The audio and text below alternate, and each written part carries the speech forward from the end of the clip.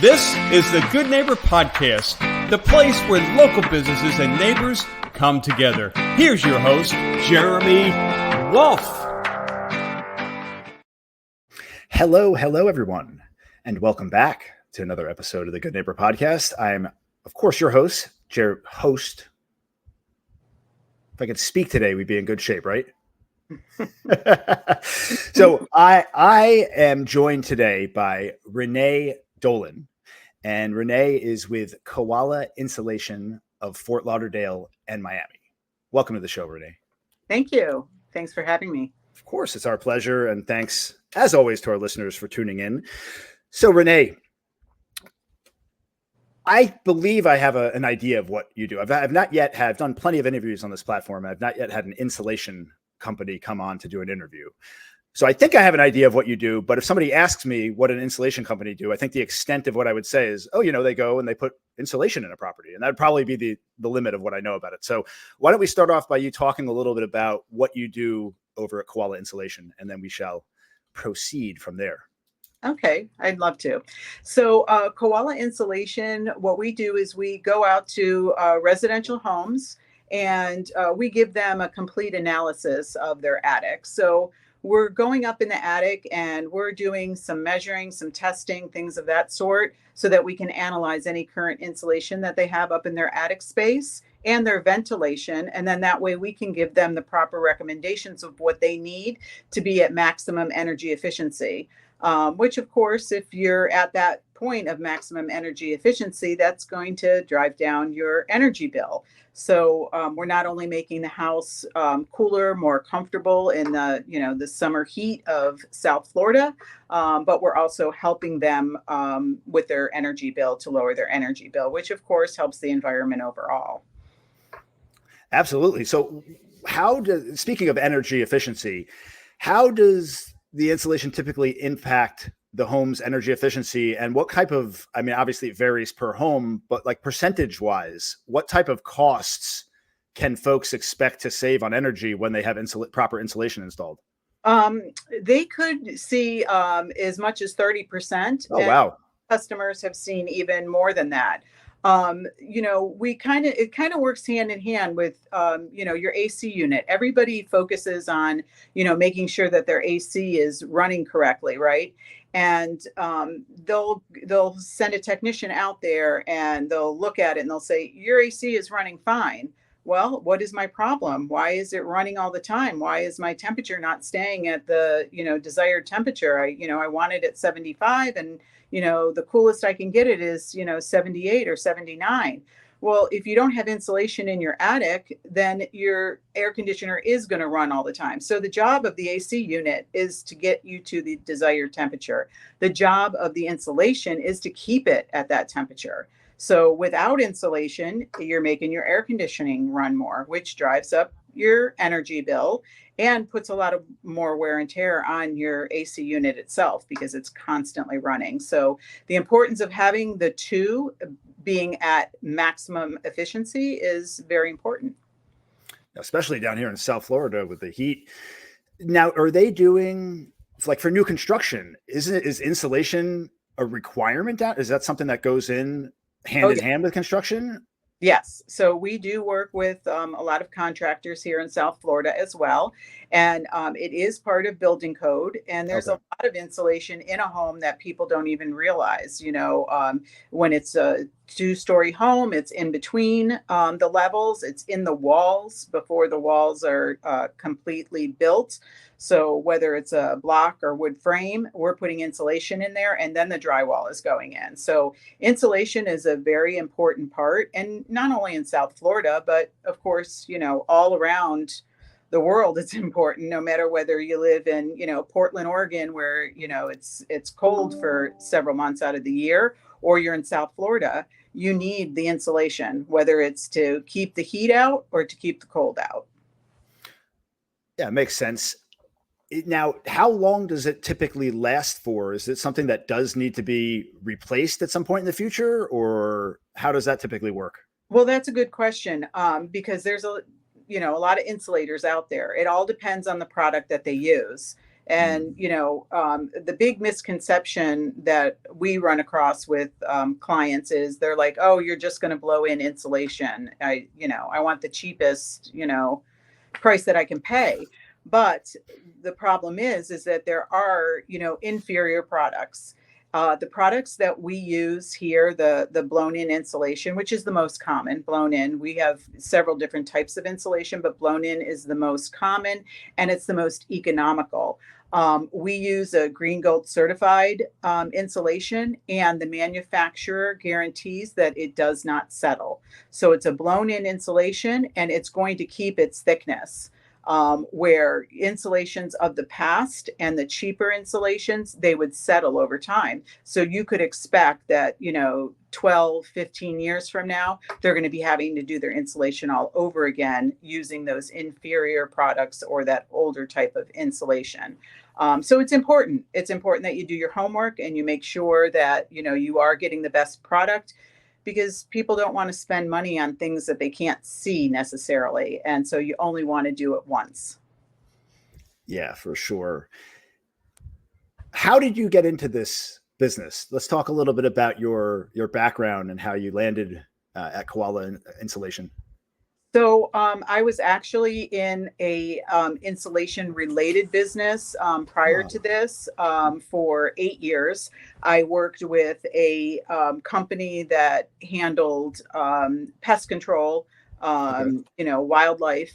And it's very common that people will get some type of either insect or rodent, raccoons in their attic, right? And then it needs to be cleaned out because they've made a home up there. So where I came from was that field, and we did the insulation. We not only trapped for the animals, but we did insulation. And so I was there for over 8 years. And then our owner here, he was just opening the Koala franchise here. We service Fort Lauderdale, Hollywood, and Miami area, the northern part of Miami. And he started the business from the very beginning, almost 4 years ago. And they brought me on board. I've been here since day one. So we're on about 4 years now. And I was able to bring, the expertise that I had learned in my previous position for 8 years here, and help to grow the business to what it is today. So when we started, it was the owner, myself, one other person, and now we're almost to 20 people. So. Oh, wow. So you mentioned this is a franchise. Does Koala Insulation operate within the U.S., all over in different countries? Like, what's the extent of the franchise? Yeah, so the extent of the franchise is we're 120, give or take, locations throughout the U.S. And again, we service this area, but they are in just about every state. When did the franchise start, The franchise started about 8 years ago now. Very cool. So let's shift for a second here. Tell us a little bit about you personally, your family. So I'm a mom, I'm a grandma, I'm a nanny. I have 3 adult children. I have 2 grandchildren, and I live a very active life with a group of girlfriends. I love to travel. So if I'm not working, I'm usually traveling. Yeah. Where's your favorite place to go? Well, my favorite place to go is wherever my family and friends are. But, Good answer. Yeah. And it's really true. As we get older, we really embrace that. But I do a lot of traveling in Florida. I like long weekends. So we usually, hit the beaches either on the West Coast or a little bit further north. But I do visit my daughter in Portland, Oregon, quite a bit. I'm leaving tomorrow morning for Savannah, Georgia. So I make my way around. I have family in North Carolina, so it's whatever feels right at the time. I usually have 2 or 3 vacations planned at any given time. And, yeah. What part of North Carolina you got family in? Charlotte. Charlotte. Okay. Yeah. I own a piece of land up by just south of Blowing Rock. Oh, okay. You familiar up there? So Yep. I'm not sure how far that is from Charlotte. So looking back through your journey, oftentimes we are defined by our most challenging experiences. Is there something that comes to mind, personal, professional, some experience you had where at the time going through it, it seemed like the end of the world, so to speak, the walls were closing and you weren't going to get out of it. But now with hindsight, right, bird's eye view, looking back at that experience, you could say you're grateful for having gone through that. It helped kind of shaped you into who you are today. Gosh, what shaped me to, I think it was probably my biggest transition was, being an empty nester, the kids growing up and finally they're all out of the house. And it was, me, myself, and I, not only, having my career and taking care of my home and all of that stuff, but then learning how to fill in my time because my kids are grown and, they have their families now. And, mom's not necessarily the number one anymore. So that was a pivotal part of where I am today, because it did make me stronger. It made me more aware. And I have, a small circle, but a tight circle of girlfriends. And if it wasn't for my tight circle of girlfriends, I don't know where I would be, because they help you through all that. They're going through it kind of, the same time. We're more towards probably the last phase of our careers right now because of our ages. And we're all going through that together. But yeah, I would say that was the pivotal point, is when I became an empty nester and just learning to navigate everything, what your new life looks like.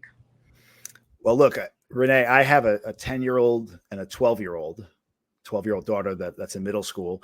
I love them to death, but look, if you're looking for some children around, you could borrow mine anytime you like. Just let me know. They'll come stay with Auntie Renee for a few days. Yeah. Oh yeah. Give my wife and I a break.